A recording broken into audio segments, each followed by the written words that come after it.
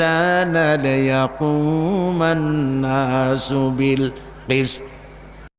রাসূলদের কাছে সুস্পষ্ট নিদর্শনাদি এবং কিতাব সহকারে তাদের পাঠিয়েছি, সেই সঙ্গে তাদেরকে দিয়েছি আমি সুবিচার করার জন্য, ইনসাফ ও সুবিচারের উপরে প্রতিষ্ঠিত রাখার জন্য আমি তাদেরকে মিজান দিয়েছি।